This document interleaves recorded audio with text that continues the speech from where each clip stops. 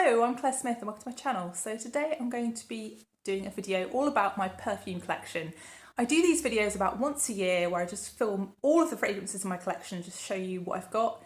And really, this year I'm going to change it up a little bit. I'm going to change the setting and I'm also going to change how I do it. So I'm going to film this based on brand names. So I'm going to film A to J and I'm going to film the second part of K to Z.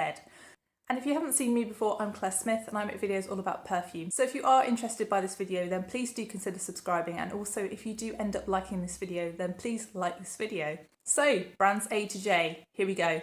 So I thought I'd just start off by showing you just how many fragrances I have in my collection. So I have around 110 bottles of fragrance in my collection right now. And actually laying all of these out has really shocked me and made me see just how many 110 is. I don't think I quite realised how much I had. But yeah, in this video I'm going to go through letters A to J, which are going to be the ones sort of there-ish and to the left. So quite a few to go through, and I'm just going to tell you a little bit about each one, but not really dwell. So if you've got any questions, just please let me know if you do in the comments, and let's get started.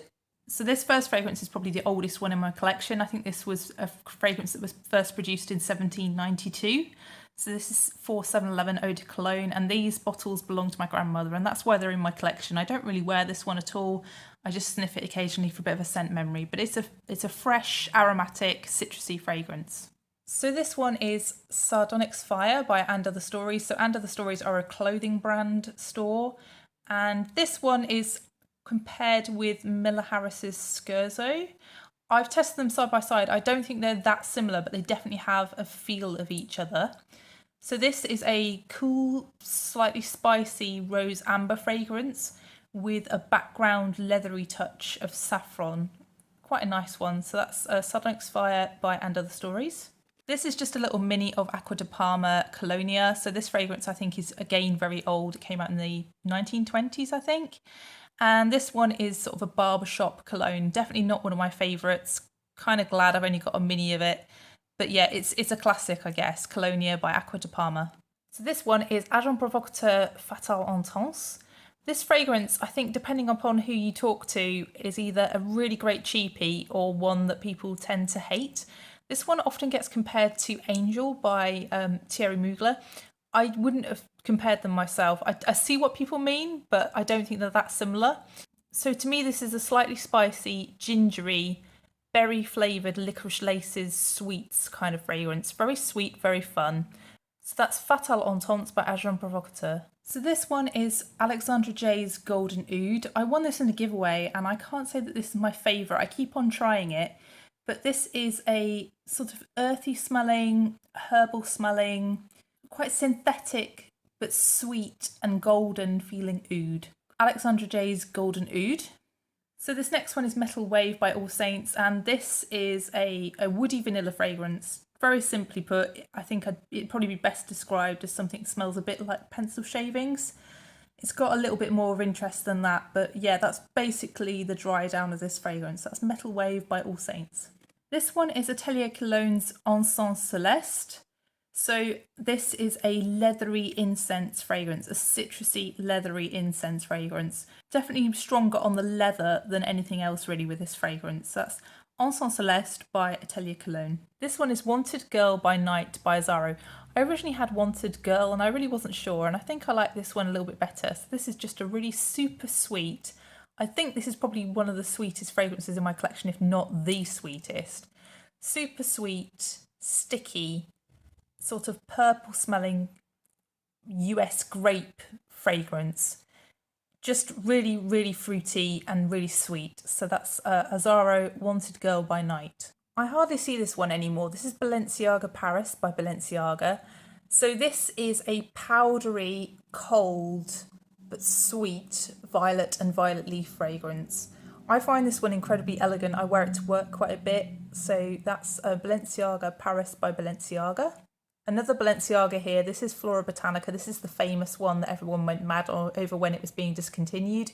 So this is a very fresh rose water feeling rose with a minty green but also soapy bubbly feel to me, this fragrance. I really like this one in the summer. It's very refreshing and just an incredibly different fragrance. I really like Balenciaga fragrances, they really stand out. So that's Flora Botanica by Balenciaga.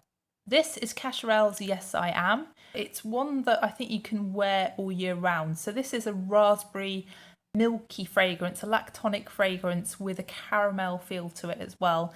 It also has some spices, so I think it has ginger and cardamom. But yeah, just overall a very milky, sweet raspberry fragrance. That's Cacharel's Yes I Am. This one is CK Into You Her by Calvin Klein. So this fragrance is just a very sweet, lemony vanilla fragrance with a woody dry down. Just a really good cheapie. I didn't like it to begin with. I had another bottle and I always felt like it smelled a little bit like latex gloves in the dry down. This bottle, it doesn't smell like latex gloves. So I don't know whether I had a dodgy bottle or whether they've reformulated or whether my tastes have changed. But yeah, so I think that's maybe why there's such a split in whether people like this fragrance or not. Maybe bottles vary. So that's CK Into You Her by Calvin Klein. This is Cerruti 1881. This fragrance is just a big throwback, I think, for a lot of people. It's a powdery floral fragrance. There's a lot of muskiness in the dry down, but the florals you mainly get in this are the mimosa and also the chamomile and a touch of rose, really. But this one just takes you straight back to the 90s, and it just always makes me think of chintzy patterns on clothing and on cushions and curtains. Just, yeah, something about this that's very nostalgic for me. So that's Cerruti 1881. This is Coco Mademoiselle by Chanel. This is my only Chanel. This fragrance was one that I was given by Francis, Happiness Sparkles, here on YouTube. So thank you, Francis. So this is, I think everyone knows, but it's a very citrusy opening rose patchouli fragrance. And it's just one that I think is something that's good for when you're doing something formal at work. I think it's got that sort of feel about it. So that's Coco Mademoiselle by Chanel. This is also one that I tend to wear to work quite a bit. So this is Chloe Nomad. So this is a citrusy, musky fragrance with a lot of oak moss. It's quite earthy and woody.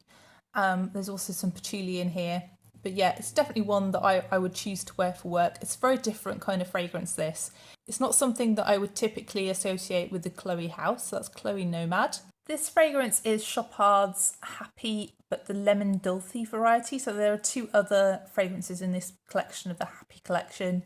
So this fragrance to me is a hard-boiled lemon sweet to begin with. And then you get some mint and herbs and ginger in it. And I think this is just a very refreshing, quite summery fragrance. That's Lemon Dulce by Chopard. This next one is also by Chopard, so this is Love, and I would say this is probably the nicest rose fragrance, the best value rose fragrance in my collection. So this is a cinnamon tinged, very dry rose fragrance. I think this one was a shock to me when I first got it. It was something that I wasn't sure whether I liked it or not, and it took me a bit of time with it, but it's actually turned into one of my favourites. I just think this is a really lovely rose fragrance. There are so many different types of rose in here as well. It's just absolutely beautiful. So that's Love by Chopard. This one is again one of the ones I use for work. So this is Coach by Coach, imaginatively named. So Coach the fragrance is an uplifting, bright, fresh, sparkly rose and raspberry fragrance, and it has a sort of suedey, musky dry down. Really pretty again, and really long lasting, this one. So that's Coach the fragrance by Coach. So we're on to D now, and these are a huge throwback for me because the original Loverdose I had in my collection before I started YouTube, and really that's one of my oldest fragrances. So Loverdose, the original, is a super sweet licorice anise fragrance with a lot of vanilla in the dry down. It also has a white floral feel, and yeah, it's just very young, very sweet, very sort of high energy kind of fragrance. It's quite often compared to Black Opium. I don't think they're that similar personally, but a lot of people say that they are similar. This one on the right is Loverdose Tattoo. So this one is basically something that's great if you want to smell like a vanilla rice pudding. I think this one is my favourite of the range, ironically, given that I've got this one in the smallest bottle. This one was the super popular one. So this one, even though it doesn't have a name on it, is called Red Kiss. And this flanker, I think, was popularised by Jeremy Fragrance. So this is supposed to be a kind of hazelnutty cocoa kind of fragrance. To me, I don't really get that. I think this is probably my least favourite of the line. but I see that actually with trying this more, it's grown on me. I was on the point of decluttering this at the beginning, but yeah, this is just generically sweet to me, but still is quite a nice fragrance. That's Lovados Red Kiss by Diesel.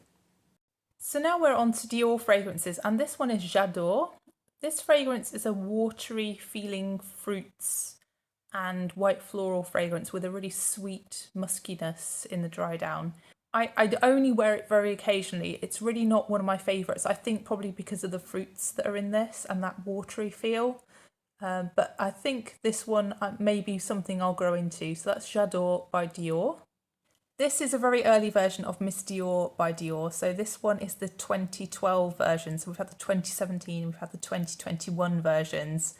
So this one is the archetypal rose patchouli fragrance. I think this one got compared to Coco Mademoiselle quite a bit. And I do see the similarities, but this one is definitely more rosy and definitely less citrus in this one. So that's Miss Dior 2012 by Dior. So these fragrances are my most recent acquisitions. And I went a bit crazy with the Dior Privé line. I've bought 4 of them. I have got a dedicated video for these fragrances, so I'm not going to dwell here. But basically, Jasmine des Anges is a fruity jasmine fragrance with some musk. Gris Dior is a rose patchouli with a leathery feel.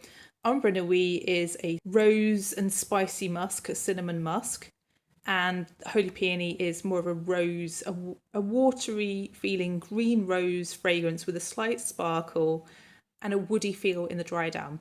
The girliest, loveliest, definitely my favourite is Jasmine des Anges, but probably the one that everyone loves is Gris Dior, but I think my second favourite is definitely Ombre Nuit. So that's the Christian Dior Privé line of 4 fragrances. Next we have L'Impératrice by Dolce & Gabbana. You can tell I've got an old bottle because it's got a number 3 on it.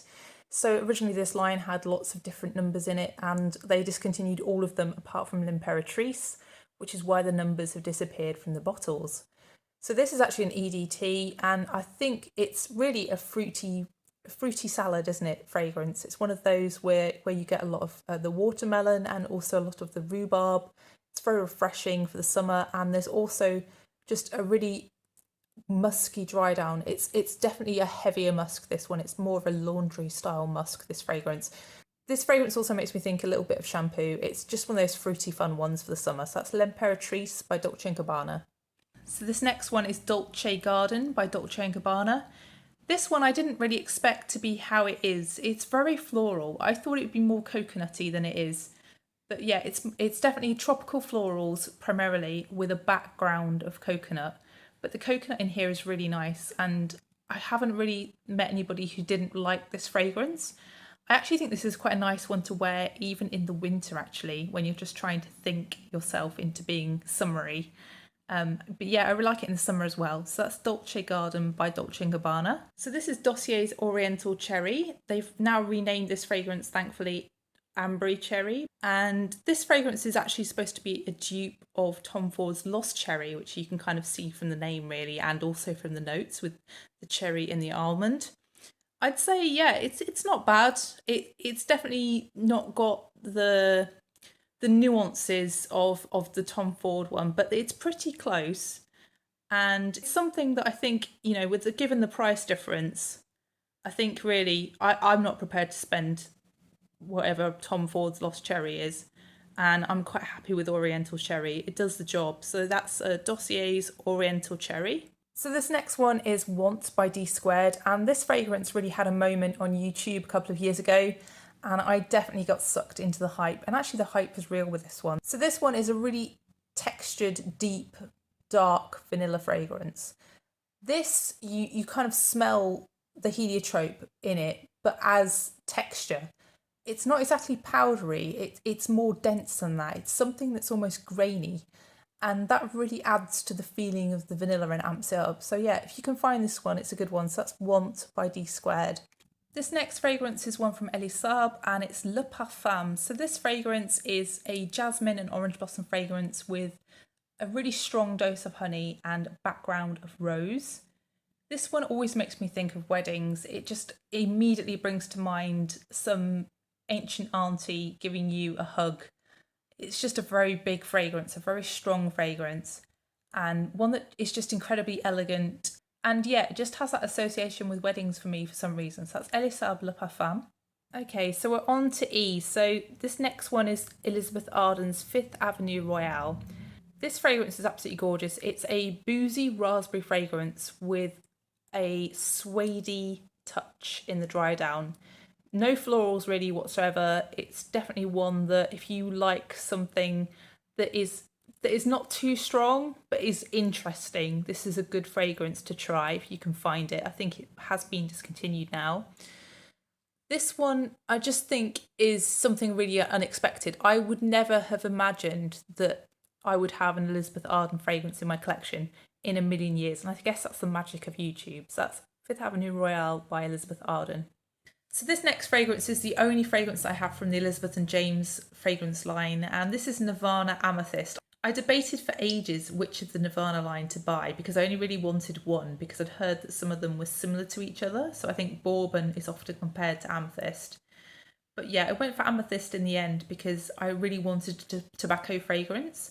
And this is probably what I would suggest for a beginner tobacco fragrance. This is probably one of the more gentle tobaccos, and it's also one of the more sweet tobaccos. This is a really sweet, almost honeyed tobacco to me with a ton of vanilla.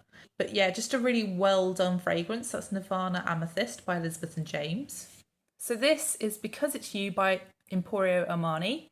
So this one I've been through an entire 30ml bottle of. I just find this one incredibly crowd pleasing.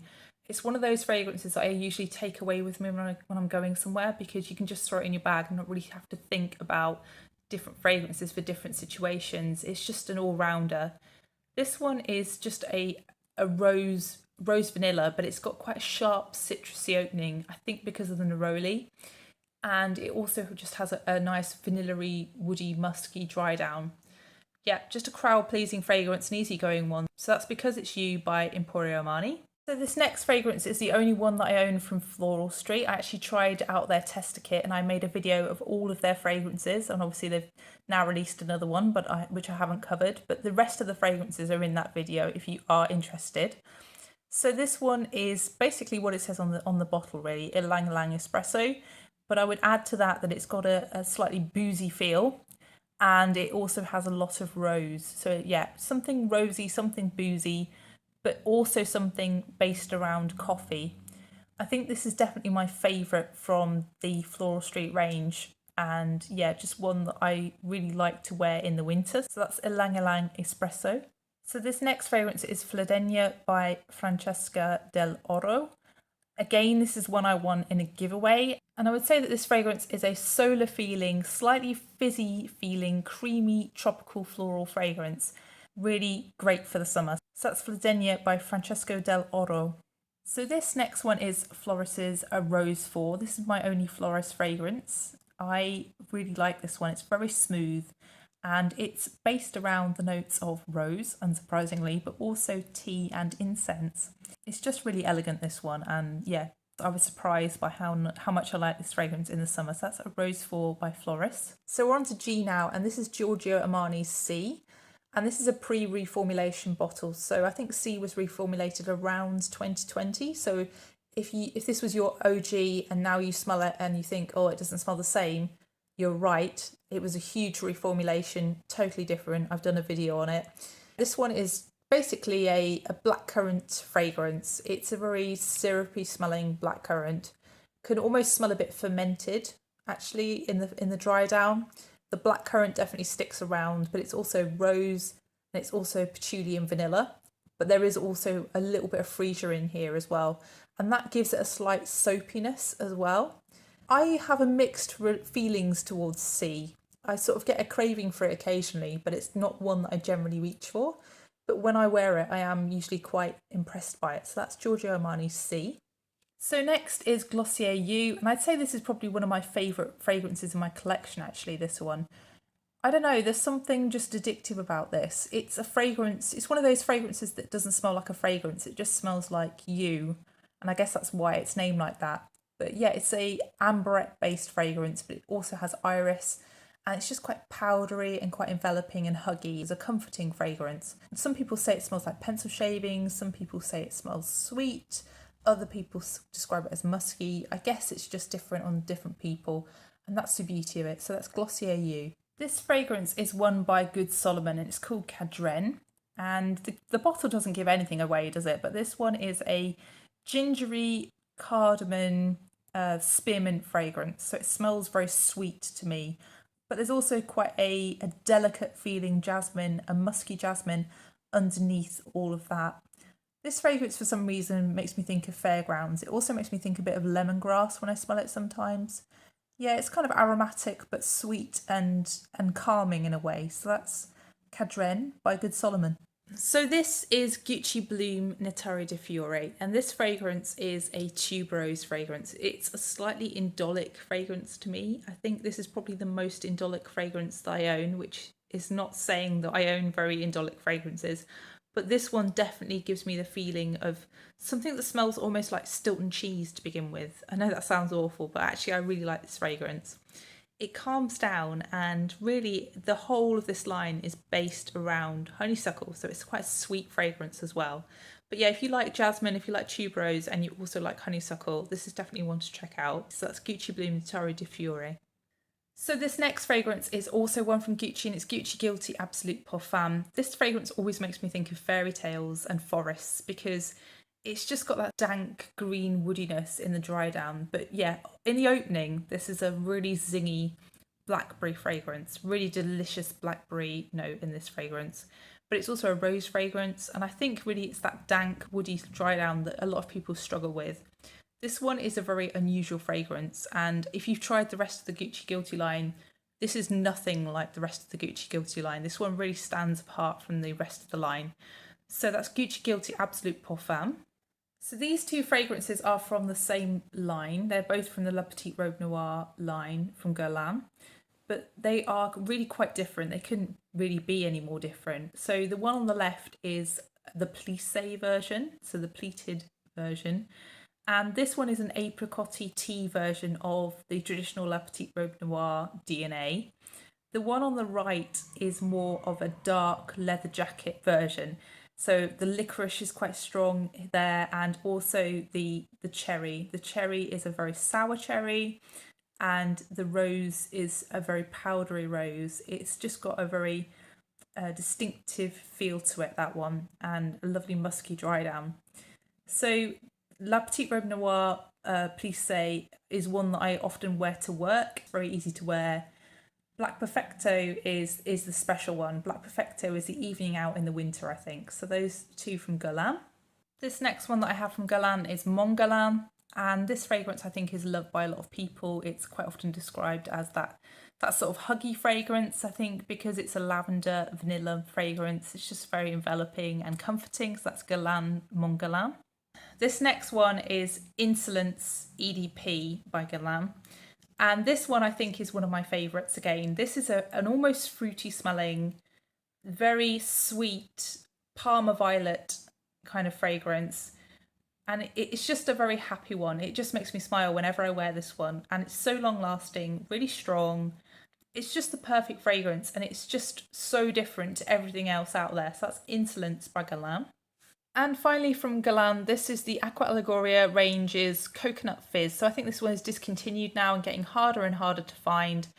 But actually this one is a very watery smelling coconut, very natural smelling coconut as well.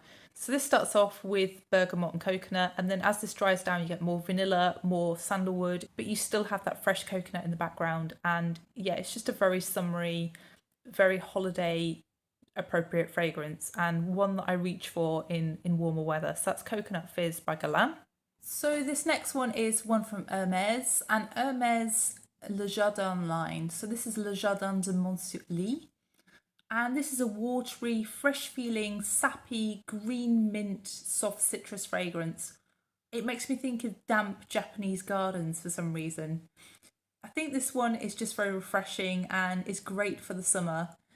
Very, very different smelling kind of fragrance, and I just really like the Le Jardin line. It's really distinctive. So that's Hermès Le Jardin de Montsouris. So the next fragrance is also one from Hermes, and this one is Ombre de Merveille. So this fragrance, it really smells to me like a flat, spicy cola. I guess that's the amber in this fragrance.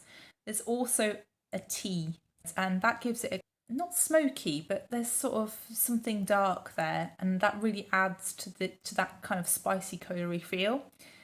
I really like this one. I think to me, this makes me think of Moody Teenagers. It's got that sort of grungy Nirvana feel about it to me, this one. So this is Ombre de Merveille by Hermes.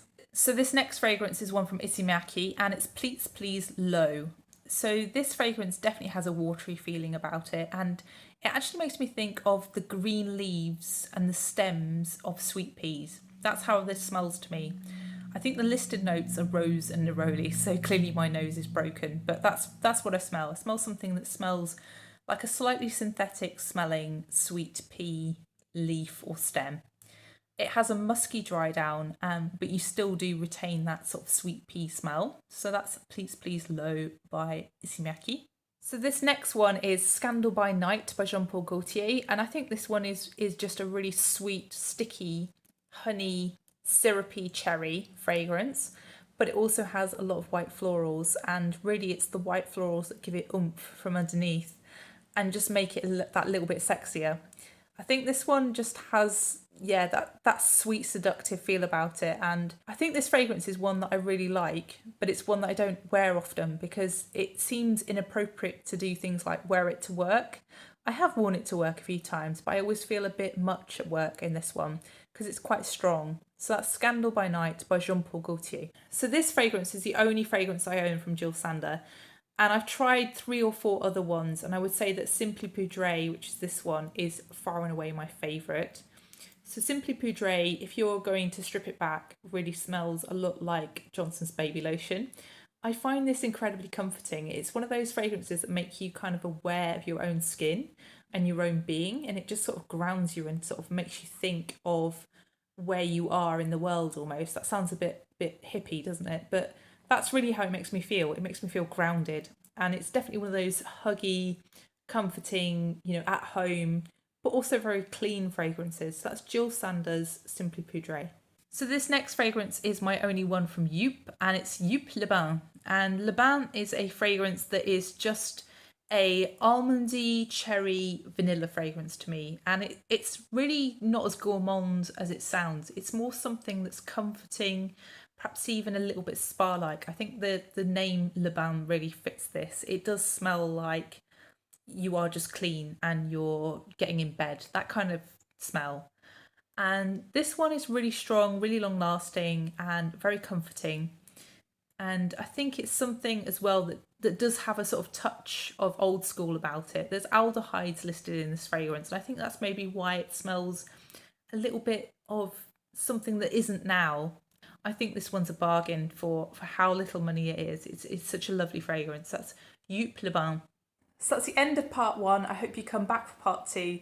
Thank you so much for watching. And if you haven't done already, then please do consider subscribing, and also please like this video if you have enjoyed this video. Bye.